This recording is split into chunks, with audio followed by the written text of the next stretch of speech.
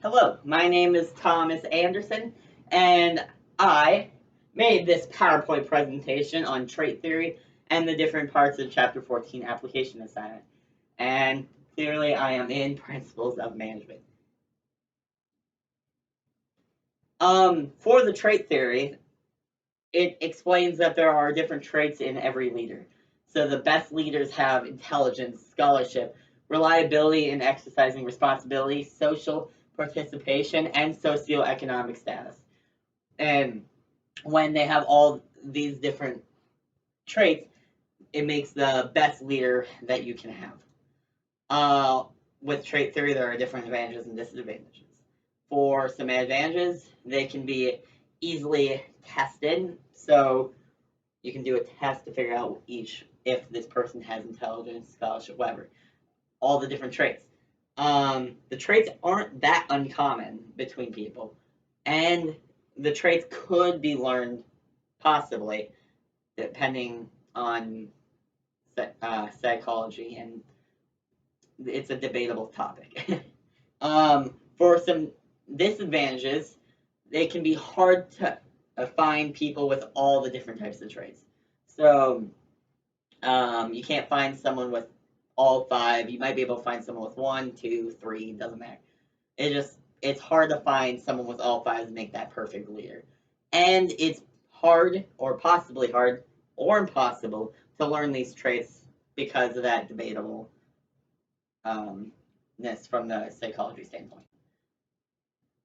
Um, for the authoritarian, democratic, and the laissez-faire, I picked Tom Moore, who is the Chick-fil-A general manager, and I figured he was more authoritarian than anyone.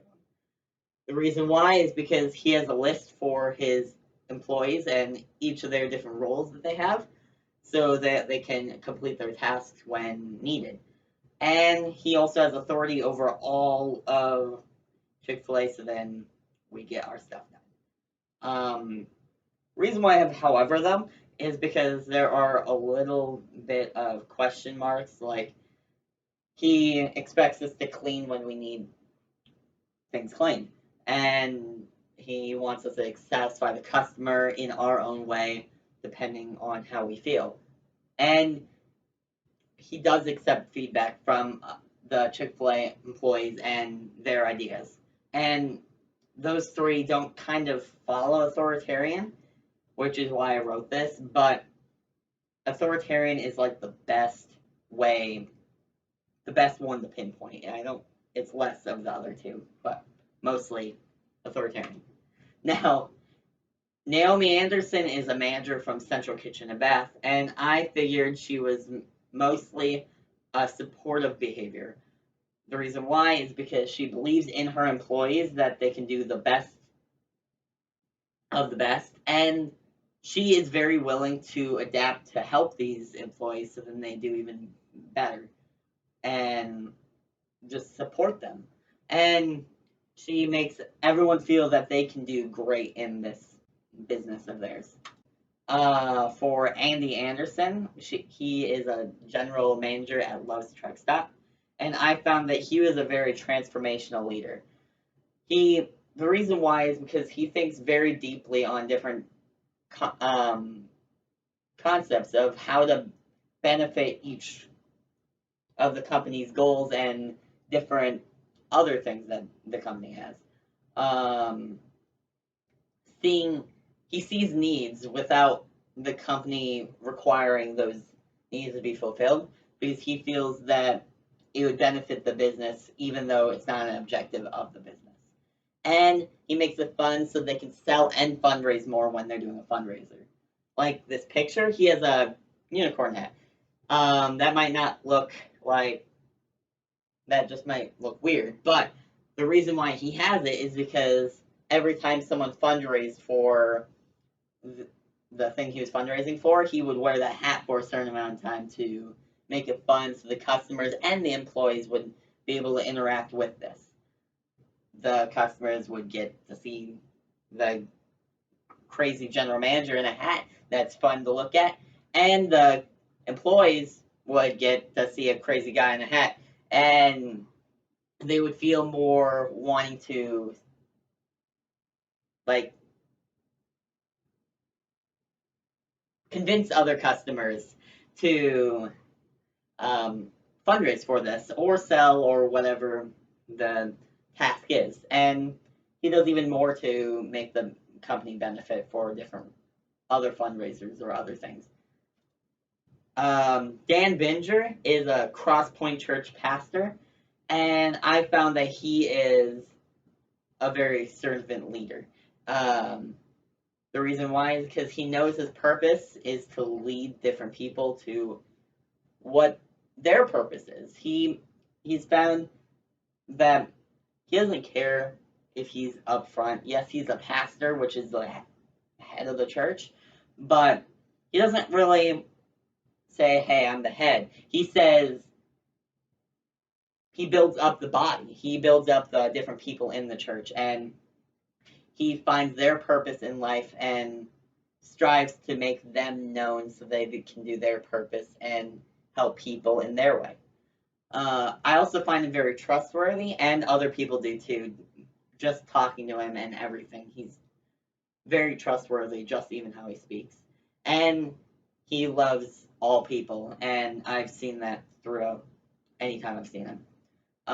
One person I would choose to follow would be Dan Binger because whenever I talk to him, he explains everything so that I understand what he's talking about, and I then I can do that in the future if I really want to. He has a willingness to help, not only other people, but he's also willing to help me so then I could learn different things that I want in a business perspective if I follow him. And a church is kind of like a business. It is a business in a different way, but it has different activities that are business like. And I would like to know those things for if when I do a business. And he interacts with so many people when we're not in a coronavirus pandemic. Um, and even now, I'm sure he's talking to people on the phone, trying to interact with so many people to do his job as pastor.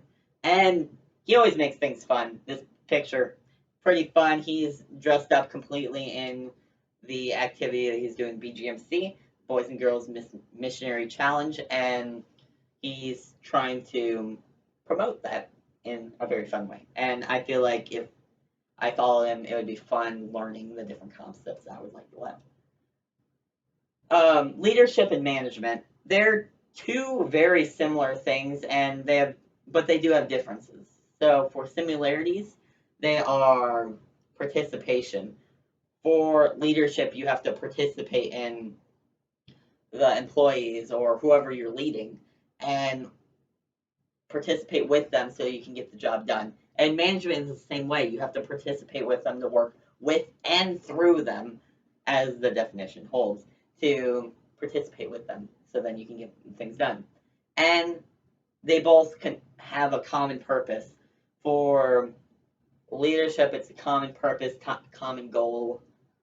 And for management, it's the organization's goal. So they both have a common purpose going through. The difference is the leadership doesn't necessarily have to be an organization. Can, but it doesn't have to. Management involves an organization's goals. Also, a difference is that management involves flexibility. That um, it flexibility, and leaders must have both of these concepts, leadership and management, because people it gets people to work and keep working. So then because one is kind of inspiring them, and the other one is managing, making sure they keep going what they're doing, not just working and then getting over it and not wanting to do it anymore. Management keeps it going, leadership gets them started almost. And it keeps people happy for efficiency and effectivity to have both of these because you do inspire people. When you inspire people, they have this, it's almost like a light and they can see and they want to strive for that, not just, oh, I'm getting work. They feel like they want to do it then, and then the management can keep them moving, keep them going, so then they have that happiness and that light, so they keep going. Um, and this is my reference page. I have 8 different concept or different things right here, and this is my PowerPoint presentation. Thank you, and I would ask for questions, but we currently don't have an audience. So, thank you.